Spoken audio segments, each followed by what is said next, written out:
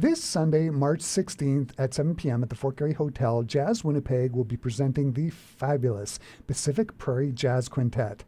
Co-led by saxophonists Anna Blackmore and Tristan Martinuson, the band blends together Manitoba influences and West Coast influences. Both Blackmore and Martinuson honed their craft at the University of Manitoba's Jazz Studies program, studying under the renowned saxophonist Jon Gordon. With a shared appreciation for the rich tradition of jazz, they've performed alongside a who's who of Canadian jazz artists and earned a spot in Vancouver's vibrant music scene. As co-leaders, Blackmore and Martinuson bring their expertise with the Winnipeg Jazz Orchestra, TD Ottawa Jazz Fest Youth Ensemble, and Derrick Gardner's Big Dig Band to their own compositions, which reflect both their musical journey and the inspiration drawn from the stunning Pacific Northwest. The Pacific Prairie Jazz Quintet promises to be an evening of innovative, soul-stirring jazz. And joining me here in the Classic 107 studio to talk about their upcoming show at the Fort Garry this Sunday night, I am joined by saxophonist Anna Blackmore and Tristan Martinuson. Hello to you both. So great to have you here. Oh, thank you for having us. Hi, Chris. Thank you so much. So I want to start the conversation by asking, you both graduated from the University of Manitoba's Desautels Faculty of Music. And my understanding is you spent some time in Vancouver. What drew you to Vancouver? So basically, what brought us to Vancouver was that we both decided to attend UBC. As you said, we studied at U of M, both doing bachelor's in jazz studies, and then unfortunately graduated during the pandemic, which changed a lot, right? And we kind of had to pivot, as a lot of musicians had to, right?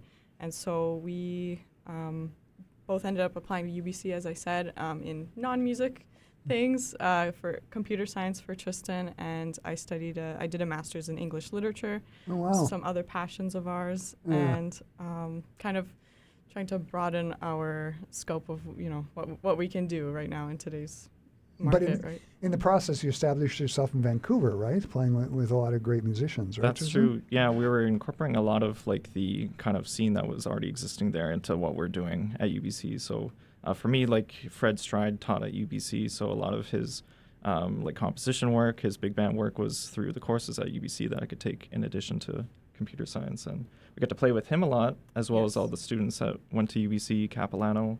A lot of musicians in the Vancouver scene. Yeah, Fred Stride was, right now he's since retired, but when we were there, he was running the UBC Jazz Orchestra. So it was fantastic to be conducted by him, to play some of his music, some famous music that he's helped to arrange, like Rob McConnell's Boss Brass and Francie Boland, things like that. Yeah, the guy's a legend, yeah. Yes. You performed with fabulous artists Jody Prosnick, Derrick Gardner, Bill Kuhn, and, as you mentioned, Fred Stride. If there was one lesson that performing with them taught you, what would it be? And I'm going to ask the question to both of you. Tristan? That's a good question. I would say performing with them, biggest lesson that probably taught me would be just being most authentic that you can be as a musician. Just having a sound that identifies you as a musician, and people can identify you quickly just hearing it.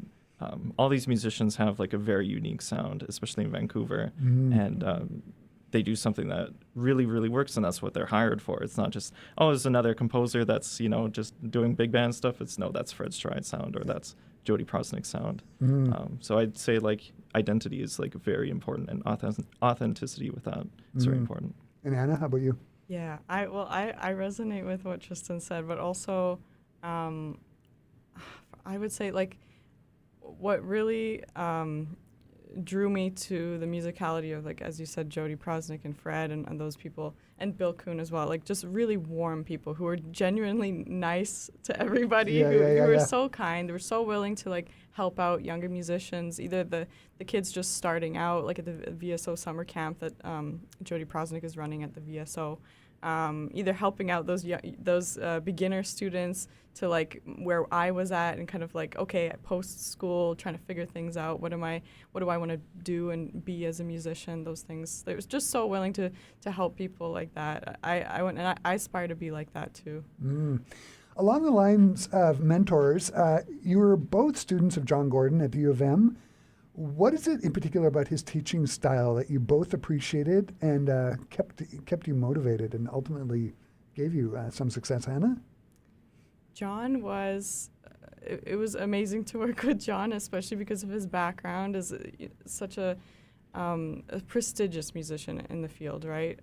The many accolades he has, but also how Jon really taught us about honoring your roots, about like honoring, okay, where you come from, what you can offer this music, and also really acknowledging that this is Black arts music, and you know, keeping that in the foreground always, like trying to place yourself, especially as white musicians, right? Like we're playing jazz music, we have to keep this in mind. We have to place ourselves in that kind of narrative. I think that was a big takeaway was studying with Jon. Tristan, how about you? I would say biggest impression from Jon was that it was how important this music was, both to him and how he placed that kind of interest in us as students. He holds like huge value for this music. He grew up with it. He grew up surrounded by famous musicians, and just the importance of respecting like the roots of the music, respecting like the musicians that have come before you, learning the tradition, and also kind of getting the essentials too. He's very good about teaching the fundamentals, making sure that you can master your craft on your instrument before you kind of get that artistic voice settled. I think that's what Jon really excels at, is giving you all the tools that will help you succeed later on in your career. Really fostering that. Can you talk about the quintet? It's called the Pacific Prairie Jazz Quintet. You two are obviously from the prairies. Can you talk about the rhythm section or the Pacific part of the quintet? Sure. Yeah. So we started this quintet in Vancouver. So that's our reasoning with the title, with our name of the band, right? That we were prairie musicians who came to the Pacific Northwest, trying to establish ourselves within the jazz scene there. So primarily our first gigs out there were with Vancouver-based rhythm sections, right? So we had we had the opportunity to play at a few different venues across Vancouver. One of them with the Infidels Jazz, a series started by a man named Tim Reinhardt, and who was trying to like kind of bring up the younger generation and especially bring them to like smaller places, smaller venues, and trying to gain interest in that live music thing, especially post-pandemic. I think that's so important. Since now coming back to Winnipeg, we had a show in December. That was our first show. It was so nice to be able to play for a Winnipeg audience again. And we did play with some of our friends from Winnipeg now. So we have been playing with a few different rhythm sections, which has been an interesting experience, like getting to have our music be interpreted in a few different ways. Like I remember in the December show at the Polish Museum here in Winnipeg, I was shocked that we played one of Tristan's arrangements, and I was just shocked how our rhythm section at the time, Tatiana Harastruk on drums and Devin Gillingham on bass, and Casey Kurtz on guitar, they were able to just take the music. I remember we kind of like let the solo sections be a little bit more open, and I was just like, oh my gosh, I've never heard this song played that way. So that I like that feeling of being able to explore with different rhythm sections a little bit. So who's in the rhythm section for Sunday? So we've got Connor Dara on piano, Lindsay Woolgar on bass, and Kevin Waters on drums. Sorry. Fantastic. Yes. It says on the Jazz Winnipeg website that your original compositions are inspired by the Pacific Northwest. Can you describe how the region's landscapes and culture found their way in your music, Tristan? Oh yeah, of course. Coming from like Vancouver, like we're surrounded by natural beauty. That was like kind of the thing that hit us first when we first moved out there. Yes. And specifically when we lived on UBC campus, we're surrounded by Pacific Spirit Park, which is this kind of the equivalent of Birds Hill Park in Vancouver. So you have this kind of big metropolis with a park in the middle. They also have Stanley Park. But Pacific Spirit in particular has these beautiful trails that run through it. And they have like these beautiful tall woods, like probably hundreds of years old, with natural birds like the woodcrest woodpecker. Pileated woodpecker. Pileated, yeah, it's like woodpecker. the biggest woodpecker species, and it's like that big. Yeah. They got all this wildlife like coyotes and stuff like that, and it's very serene, very beautiful.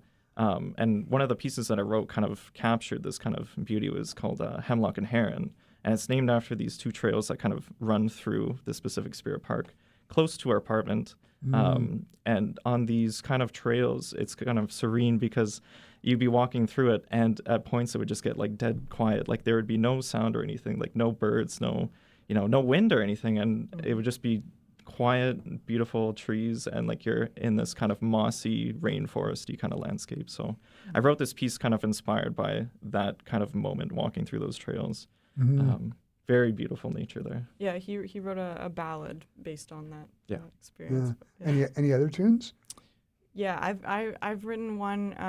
I've called it Belle Alma. It's based off of a street near where we used to live, called Alma Street. And basically, it was just an area between UBC and Kitsilano that was like a place we frequented often. Like there was some of our favorite restaurants around there. There was a Legion where we used to play once a month with a dance band, some amazing thrift stores, and then straight down the hill is you reach Jericho Beach. So it's kind of very populated area.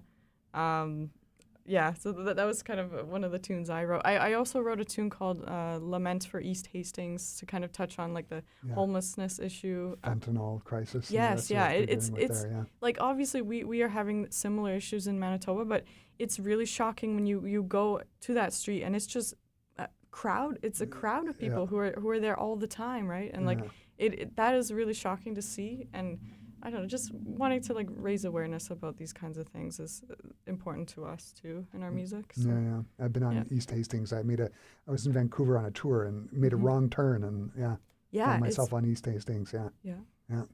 It's.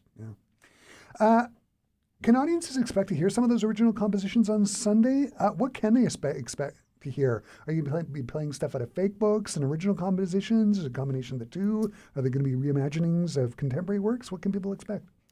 We've got, you'll hear some of those tunes that we just talked about, some of our originals, as well as for this show specifically, we wanted to showcase some of the compositions by some of the musicians that we got to work with in Vancouver. So we were doing a tune by Jody Prosnick from her 2017 album Sun Songs with Leila Bialy. We're doing a song by Sharantha Bedegi, who is actually not from the West Coast, but I met him in Vancouver because he came, Jody brought him to the VSO summer camp. So he's a baritone saxophonist from Toronto. So we're playing one of his tunes. I bought his like Juno-winning album from 2013, Identity, and we're going to play a song called Winds of Change. As well as a trumpeter who is a little bit closer to our age, that a friend of ours who studied at Capilano and then went to University of Toronto for performance. But he's a fantastic composer. He's got his own jazz orchestra in Vancouver. Tristan was able to play with in his band a little bit. Yeah, so we're playing one of his tunes as well. Fantastic. Anything out of the fake book or?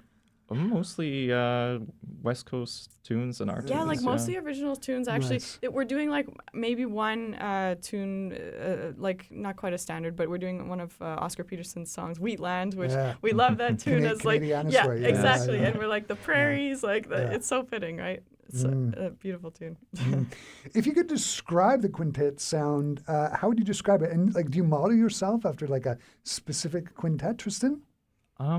I kind of envision us as more of the kind of lockjaw Johnny Griffin kind of quintets, a lot of the dual albums that he did.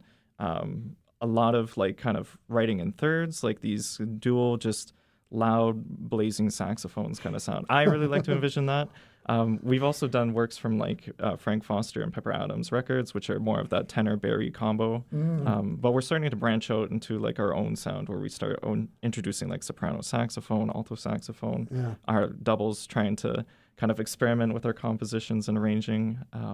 I would say that's kind of how I model our sound off of. Yeah, like something interesting that we between the two of us, we cover all the saxophones. So like he's soprano and tenor, I'm alto and Barry, and as well as we both double and flute and clarinet and things like that. So we like to be able to like experiment a little bit with the sound.